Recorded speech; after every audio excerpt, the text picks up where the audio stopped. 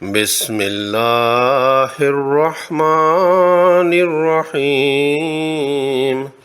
السلام علیکم ورحمۃ اللہ وبرکاتہ۔ قرآن کریم اللہ تعالیٰ کا کلام ہے جسے ترتیب اور تجوید کے ساتھ پڑھنا ہم سب پر لازم ہے۔ تلاوت کے دوران ہم کچھ ایسے الفاظ یا مقامات پر آتے ہیں جو زبان پر بھاری معلوم ہوتے ہیں یا جن کی ادائیگی میں غلطی کا امکان رہتا ہے، بلکہ اکثر لوگ غلطی کر جاتے ہیں۔ ایسے مقامات پر تلاوت کرتے وقت خاص توجہ کی ضرورت ہوتی ہے، کیونکہ ان الفاظ یا آیات کی ادائیگی یا تفہیم میں تھوڑی دشواری ہوتی ہے۔ آج کی اس ویڈیو میں ہم قرآن پاک کے ان ہی مخصوص اور مشکل مقامات میں سے ایک کی نشاندہی کریں گے اور سیکھیں گے کہ انہیں تجوید کے اصولوں کے مطابق کیسے درست پڑھا جائے۔ اگر آپ اپنی تلاوت کو بہتر بنانا چاہتے ہیں تو یہ ویڈیو آخر تک ضرور دیکھیے۔ قرآن کریم کی تلاوت کے اعتبار سے چند مشکل مقامات میں سے پہلا سورہ بقرہ آیت 283 کے اس حصے سے لیا گیا ہے۔ آئیے سیکھتے ہیں کہ اس آیت کے اس حصے کو تجوید کے ساتھ کس طرح پڑھنا چاہیے۔ آئیے حرف بحرف آیت کے اس حصے کو تجوید کے قواعد کے تحت کے ساتھ پڑھنا سیکھتے ہیں۔ فَلْيُعَدِّ میں لام ساکن ہے، واضح طور پر پڑھیں۔ چونکہ حرف لام حرف کلکلہ نہیں ہے، اس لیے دھیان سے کوشش کریں کہ اس پر کلکلہ نہ ہو، یعنی ہلا کر نہ پڑھنا چاہیے۔ جیسے فل پڑھنا غلط ہوگا، اسے فل بغیر ہلائے پڑھنا صحیح ہے۔ واؤ کے اوپر حمزہ زبر کے ساتھ ہے۔ عام لوگ یہاں الجھن کا شکار ہو جاتے ہیں کہ واؤ پڑھنا ہے یا کہ حمزہ یا دونوں پڑھنی ہیں۔ ذہن نشین کر لیں کہ قرآنی عبارات میں حمزہ مختلف صورتوں میں لکھی ہوئی ملتی ہے۔ پہلی صورت سب سے عام اور مشہور صورت یعنی عین کے سر والی علامت ہے۔ اس شکل میں الشتاء میں سرخ رنگ میں لکھی ہوئی حمزہ ایک اور طرح بھی لکھی جاتی ہے، یعنی عین کے سر کی علامت ایک اور علامت کے اوپر، جیسے اولئک میں جس طرح درمیان میں سرخ رنگ میں لکھی ہوئی دکھتی ہے۔ واؤ کے اوپر حمزہ، یہاں واؤ کے اوپر عین کے سر والی حمزہ ہے۔ چونکہ حمزہ اس حالت میں چھوٹا سا حرف لگتا ہے اور عبارت کے درمیان آنے پر ممکن ہے کہ نظر نہ آئے، اس لیے اس کو واضح کرنے کے لیے اسے واؤ کی نشست مہیا کی جاتی ہے تاکہ نمایاں طور پر نظر آ سکے۔ اس لیے یہاں حمزہ پڑھی جائے گی، واؤ نہیں۔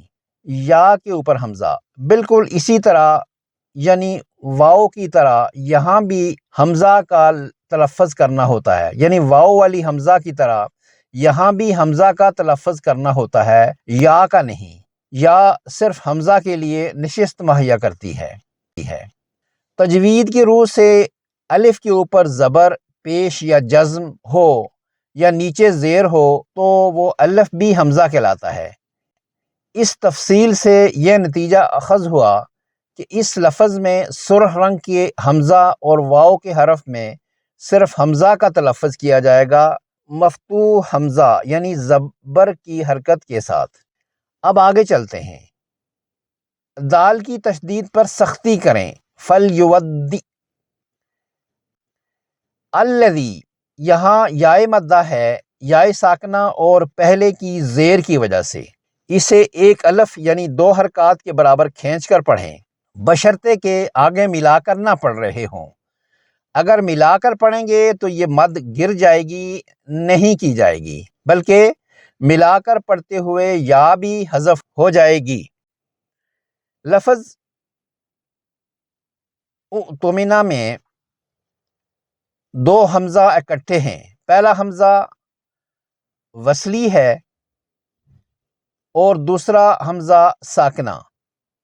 حمزہ وصلی وصل یعنی ملا کر پڑھنے میں چھوڑ دیا جاتا ہے، گر جاتا ہے، نہیں پڑھا جاتا۔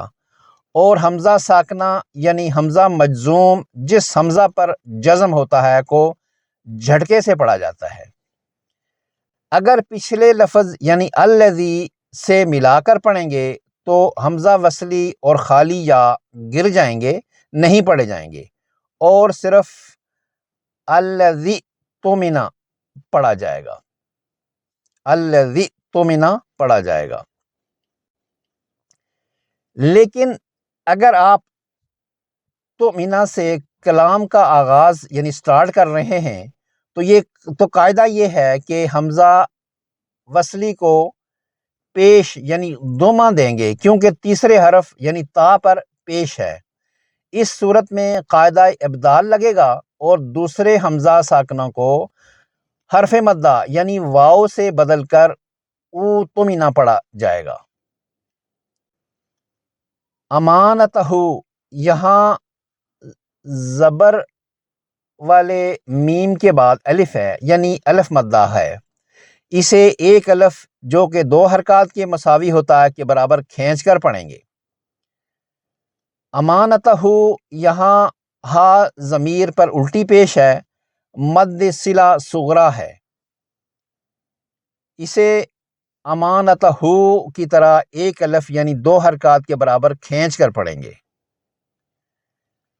اگر آپ امانتہ پر وقف کرنا چاہتے ہیں، رکنا چاہتے ہیں، تو الٹی پیش ختم ہو جائے گی اور یہ ہا ساکن پڑی جائے گی یعنی امانتہ۔ آخر میں اس پوری آیت کی تلاوت شیخ احمد علی شلابی کی آواز میں سنتے ہیں۔ اعوذ باللہ من الشیطان الرجیم وَإِن كُنتم عَلَى سَفَرٍ وَلَمْ تَجِدُوا كَاتِبًا فَرِهَانٌ مَّقْبُوضَةٌ فَإِنْ أَمِنَ بَعْضُكُمْ بَعْضًا فَلْيُؤَدِّ الَّذِي اؤْتُمِنَ أَمَانَتَهُ لِيَتَّقِ اللَّهَ رَبَّهُ وَلَا تَكْتُمُوا الشَّهَادَةَ وَمَن يَكْتُمْهَا فَإِنَّهُ آثِمٌ قَلْبُهُ وَاللَّهُ بِمَا تَعْمَلُونَ عَلِيمٌ۔ امید ہے کہ آج کی یہ ویڈیو آپ کی تلاوت کو مزید خوبصورت اور درست بنانے میں مددگار ثابت ہوگی۔ یاد رکھیں، قرآن سیکھنے میں تھوڑی سی مشقت بھی اللہ کے ہاں بڑے اجر کا باعث ہے۔ اس ویڈیو کو اپنے دوستوں اور گھر کے افراد کے ساتھ شیئر کریں تاکہ وہ بھی درست تلاوت سیکھ سکیں۔ اگر آپ کا کوئی سوال ہو تو کمنٹ سیکشن میں ضرور پوچھیں، انشاءاللہ تعالی جواب دیا جائے گا۔ جزاک اللہ خیر۔